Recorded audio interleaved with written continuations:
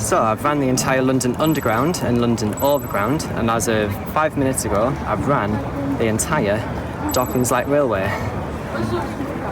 Not bad for a basic. Welcome back to Underground, where I'm running every line and station on the London Tube map. Today I'm running the third and final instalment of the Docklands Light Railway, starting at Canning Town, covering the Beckton and Woolwich Arsenal branches. Now today's route is about 18 kilometres in total. Check out my Strava in the description if you want more info of this route. On this route today, we'll be covering two park runs, the first of which is here at Victoria Dock. It's probably the flattest park run that is in the UK. It's also not really in a park either, but whatever. We're also covering Beckton Park Run, which we'll talk about a bit later on. Part of Victoria Dock Park Run goes along this bit and then comes back in itself and does like a U around the dock here. A short run along the dock brings us to the next point of interest, the ExCeL. But we're also at Custom House Elizabeth Line station, where there's a lot of the Elizabeth Line signage already here. Shortly after leaving Custom House station, I soon made it to the next station on the DLR, to Prince Regent. So at this point we are going to branch off up to Beckton. We are going to loop back round, but we are going to run on a former railway line that once headed over to the former Beckton Gasworks, and apparently it was the largest set of gasworks in Europe. And this path was also the former Beckton branch of the Great Eastern Railway, which also brings me to the second park run of the day. So where I'm going now is what's also in the area is Beckton Park Run, and part of the route does actually utilise this bit here. Now I've been to Beckton Park Run a couple of times. Volunteers, super sweet. They are so friendly. Just got to Beckton DLR. Now you can see where the former alignment of the railway line used to be when it used to serve the docks. Beckton was going to be a former terminus of what's now the Jubilee line. Prior to that it was going to be called the Fleet line, and there was going to be a shuttle service from Custom House to Beckton, but because of financial constraints, that plan was abandoned altogether, as well as the Fleet line extension out to Thamesmead and Woolwich. So in place of that, we've got not only the DLR, but now a part of it is covered with the Elizabeth line once that opens eventually. Still no idea when. Still no idea. While thinking of the opening date for the Elizabeth line, I made it to Galleons Reach, where I was contemplating the future of the DLR. There are proposed plans to extend the DLR from Galleons Reach out to Thamesmead. I'll be curious as to whether that goes ahead. Thamesmead is also the largest area in Greater London that's not served by a railway. With that in mind, I soon got to Cyprus and to Beckton Park, where I thought I was seeing double. This station was constructed at the same time as the main road right above us, so that's why the station is neatly placed in the centre of the roundabout just here. Now we're here at Beckton Park. It's just literally exactly the same. I just mess with you a little bit, and yeah. And around the corner from Beckton Park DLR station, you do get a fantastic vantage point of London City Airport. Shortly afterwards, I found myself at Royal Albert, continued along the dock, and then I found myself back at the ExCeL. We're 10.5 k's in. It feels very strange to come back to the same point again. What's up with that? So about to cross this bridge here. This is the Royal Victoria Dock footbridge, and then we're going to get to our next DLR station, which I believe, I don't know what the next station is, but we're going there anyway. And while I was trying to figure out what station was next on my journey today, I also took a moment to reflect on the beautiful views atop of the Royal Victoria Bridge. And then I soon realised that the next station was West Silvertown.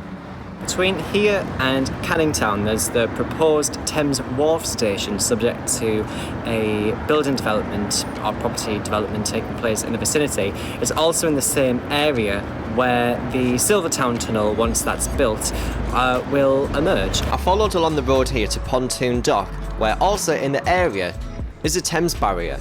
You know what, just as I got to the Thames barrier, there was a Thames Clipper U-boat now. Riverboat services usually call at Woolwich Pier every 20 minutes during peak and every 40 minutes during off-peak. Anyway, let's move on to our next station, which is London City Airport. While I was en route to London City Airport, I passed Brick Lane Music Hall, which was formerly St Mark's Church. Now, this church was the first Grade 2 listed building in the Royal Docks area. In 1981, there was a severe fire that tore through this building, but because of all the pigeon shit, the roof had collapsed, which extinguished the fire. So right now I'm on the Silvertown Footbridge Walkway, and I'm looking over what was the former Silvertown railway station, which closed in 2006 and was demolished to make way for the Crossrail Elizabeth line works. And we are going to follow along this railway line for a bit, but first we're going to pop over to London City Airport, DLR. Due to the ongoing pandemic, flights at London City Airport have been massively reduced, seeing the average 220 flights a day down to just 3 flights a day. Now, the expansion works at London City Airport have also been temporarily halted. That would also explain the lack of noise around this airport. Pretty peaceful.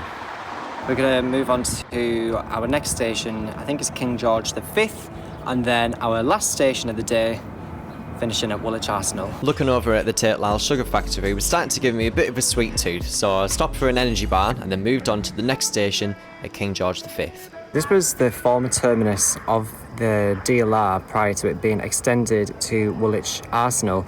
Now, this was the terminus up until 2009. However, this branch to King George V was constructed in 2005. All right, so we've got one more station left, but I'm just absolutely knackered now.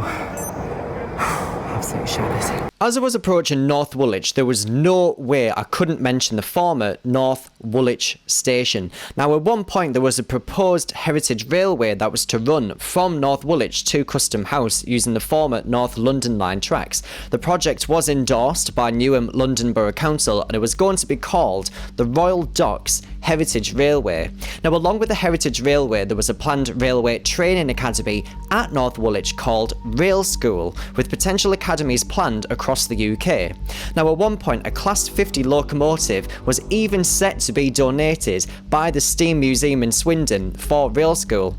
However, as the route, particularly through the Connaught Tunnel, was to be utilised for Crossrail, it did render the project as a non-starter, and so the idea was dropped a few years later. The Rail School website is defunct. However, I was able to retrieve some information using the Wayback Machine, an internet archive site, and I was able to find one of their published newsletters. A frequently asked questions segment was on the back, with one of the questions asking what they'll do once Crossrail uses the line, to which they answered, to some extent, retire gracefully. I did find that quite interesting, because why do they want to start a company knowing that it was going to last a limited time, given the Crossrail works?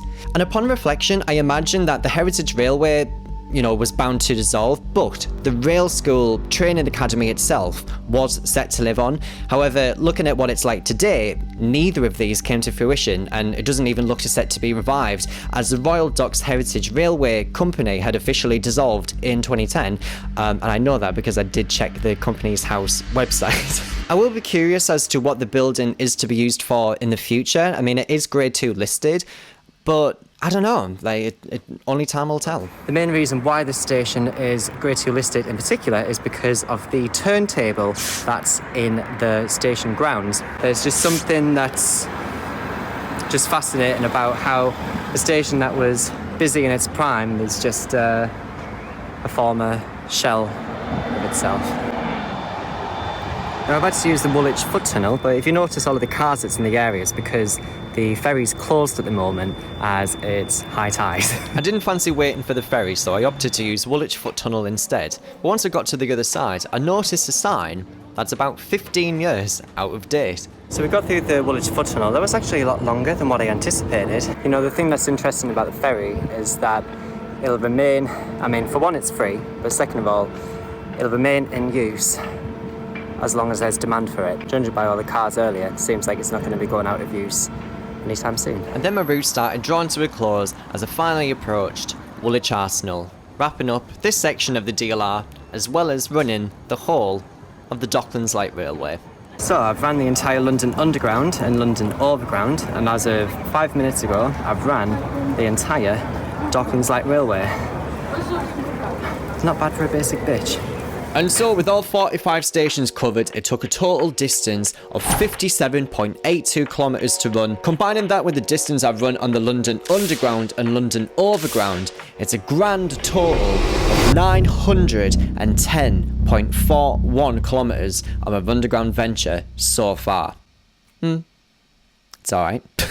Some of the highlights for running the Docklands Light Railway for me included mud shoes. Sorry. I also enjoyed Limehouse Basin, Millwall Viaduct, also enjoyed Pudding Mill Lane Station, Bow Creek Ecology Park and the station history surrounding Bow, as well as taking in the views of the Thames Barrier and the former station building of North Woolwich Station. All of these but to name a few of some of my highlights. And so I passed the question on to you. Was there anything that stood out to you? Was there anything that you found interesting or not? Anything at all, let me know in the comments down below. Thank you so much for watching, and I'll see you next week for another episode of Runderground, where I'm going to be covering the trams in Croydon. See you then.